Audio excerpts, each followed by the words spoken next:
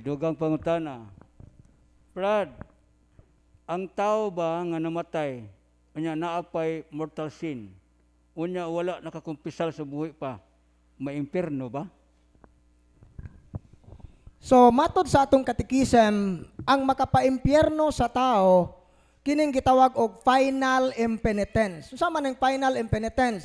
Mamatay nga way paghinulsol sa bisan usa lang kasalang mortal. Kung tinuod man gani nga ang maong tao wa gyud makahinulsol sa mga salang mortal, posible gyud nga maimpyerno to. Nga di po ta ka-conclude og katong imong giingon nga na impyerno ba to kay wa ta kahibaw nga sa katapuk kanang gatinga na siya kay ang Ginoo god. Tinuod nga og hapit na mamatay ang tao, buhaton tanan sa impyerno nga mag-ilog ang gahom sa Ginoo ug ang gahom sa yawa anang dapita sa usa ka masakiton. Grabe ang tentasyon. Pero kinsay nahibaw nga nakasangpit pa dahil siya sa Ginoo, sa wa pa siya mamamatay pero di na makasulti. Sud sa iyang unahuna kasing-kasing, Ginoo pa sa ilua ko. Tabangi ko Ginoo. Nasangit siya sa purgatorio. Ang Ginoo ray nasayod ana. Mo na pero kadtong mga tao nga namatay gyud, nga wa gyud maghinulsol.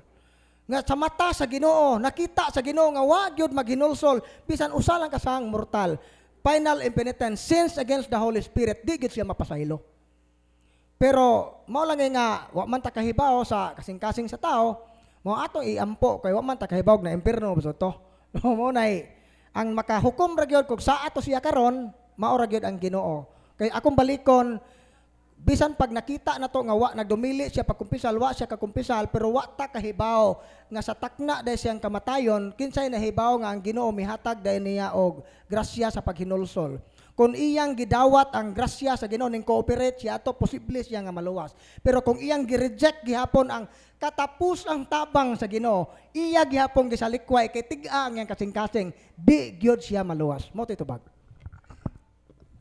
Okay, daghang salamat Brad. Dugang pangutana, matod sa usa ka pare, miingon, ayaw mo sige balik-balik sa og kumpisal. Kay mo ra gyapon ang sala nga inyong gibalik-balik. Unya kita kuno dinhi nagsulti nga kinahanglan magkumpisal per me.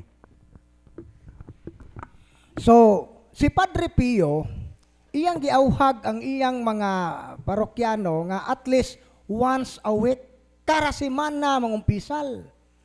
Kara adlaw ta makasa.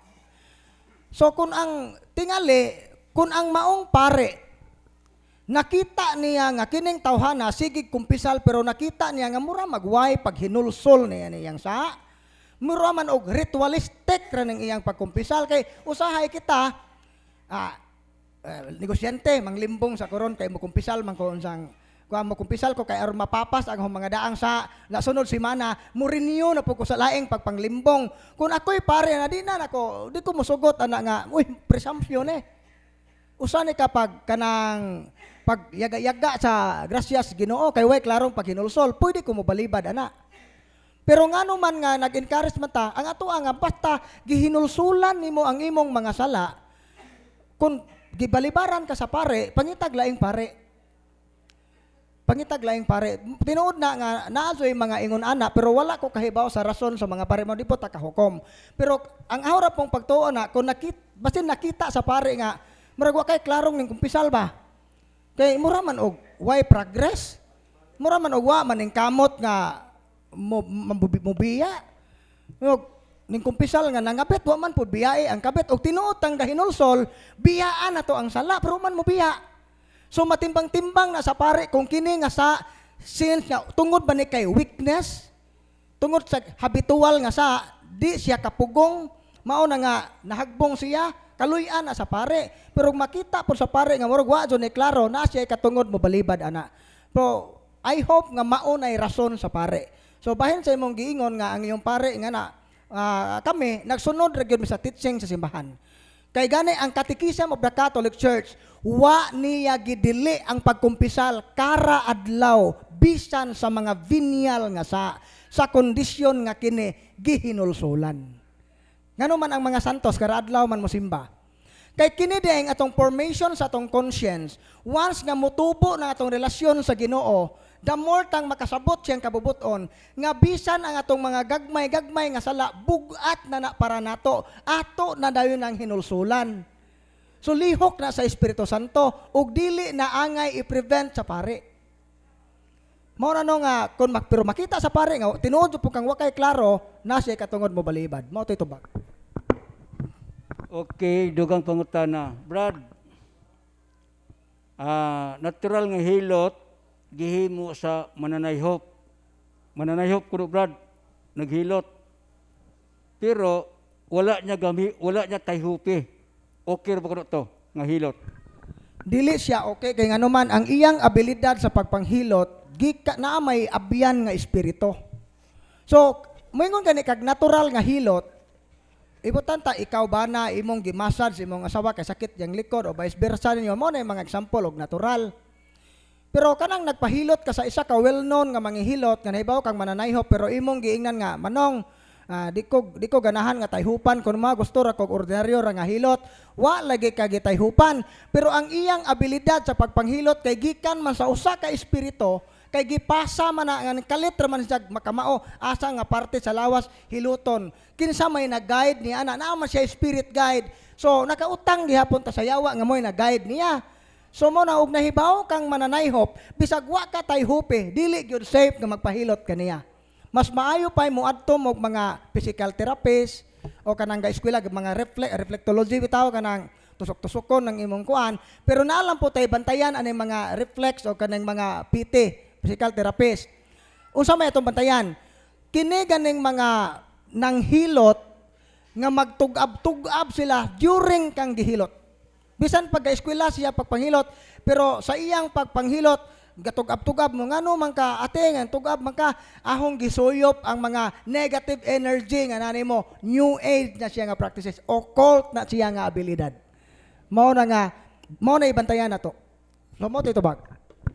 Okay, mayong buntag Brad, naana ba dinhi sa inyo ang Catholic Handbook Deliverance Prayer nga Bisaya kay dili mi kasabot og English?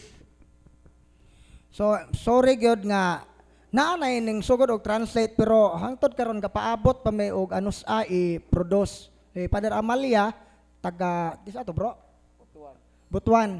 Siya ay iya jud tong gi-translate ang handbook ni Father Sikia pero hangtod karon gahuwat pa may kong daghan man gud nagproseso kay ipa-check pa na daghan pa mo check ana ipapirmahan pa na sa obispo kinahanglan man nag-imprimator og nickel obstat. So wala pagyod. Oh, pasensya. So wala pa may makakuan og kami pod murag dili na mo makaya nga kami poy mo himo ana tungod sa kabugat o kadaghan sa among mga buluhaton.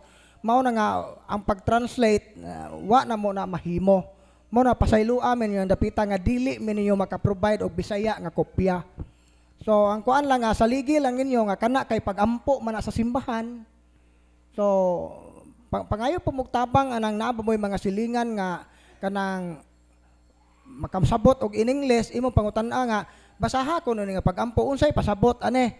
O bisan pa og wa siya ma-translate at least nga nakahibaw ka nga mao din gipasabot niya nang dapita unsay Bisaya og repudiate, unsay pasabot og bind, cast out. Mutana ka ana at least bisag in English ang imong pagbasa nakahibaw na kag unsay meaning ana kana siya nana ka sa saktong disposition sa pag-ampo.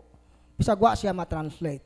So sa pangutana na ba may Bisaya wala. Sorry kayo, wala yun may Bisaya nga translation. Okay, ang yang follow-up nga pangutana. Ang akong nanay nalubong sa sementeryo sa Pilipinista. Pwede ba na mo ibalhin sa Katoliko? Unsa may among buhaton? So ngano tuwa man adto? So ba't Pilipinista siya? So yung ano lang para dili langan ba? Ang maka-decide yun ang inyong pare. Ang inyong pare, mananghid mo dito nga, Father, kanang naman ko igsuon nga Pilipinista. Example nga para ma-valid siya nga pwedeng kuhaon. Akong nanay, Katoliko dito, Father. Nya pagka nga ang gaatiman ko dito, Father, kay ako mang igsuon nga Pilipinista, di Katoliko. Mao to nga, Dito man ko sa abroad pader, wa man ko makauli. Wa ko'y nahimo dito niya nalubong sa simbahan sa kon. Pero nahibaw ko pader nga Katoliko tahong nanay. Kana kung mapamatud-an na sa pare, pwede nang himuon. Pwede niya i-grant.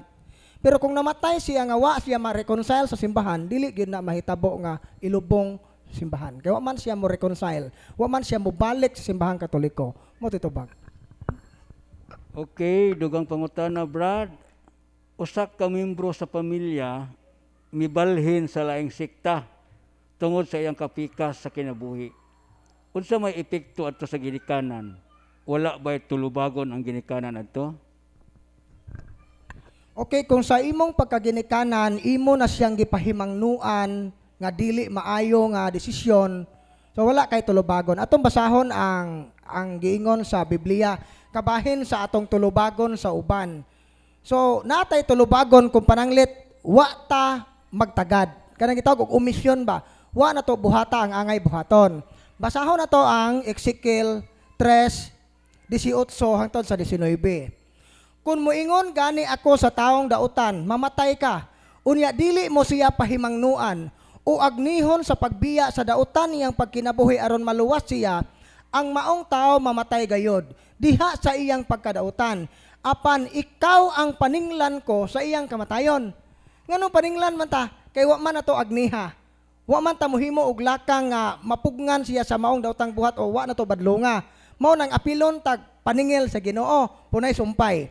Apan kung pasidan-an mo siya og dili siya magtagad kanimo, mamatay siya diha sa iyang pagkadautan. Apan dili ko ikaw silutan. Dili tay apel. Ngano man gihimo naman nato. So karon dawaton jud natong kamatuoran bisag tuod kita ginikanan natay otoridad, usahay nadyoy mga sakop sa atong pamilya nga magabuho gyud og ilaha. Mao'y magtuman og ilaha basta biyan na gani sa atong kontrol. Nahibaw ta na sayod ang Ginoo nga gibuhat na nako ang tanan. Pero ani ra gyud ko taman, isalig ra gyud na tanan sa kamot sa Ginoo. Kay naa joy mga butang nga dili na nato kontrolado. Mao to'y tubag sa pangutana. Okay, dugang pangutana.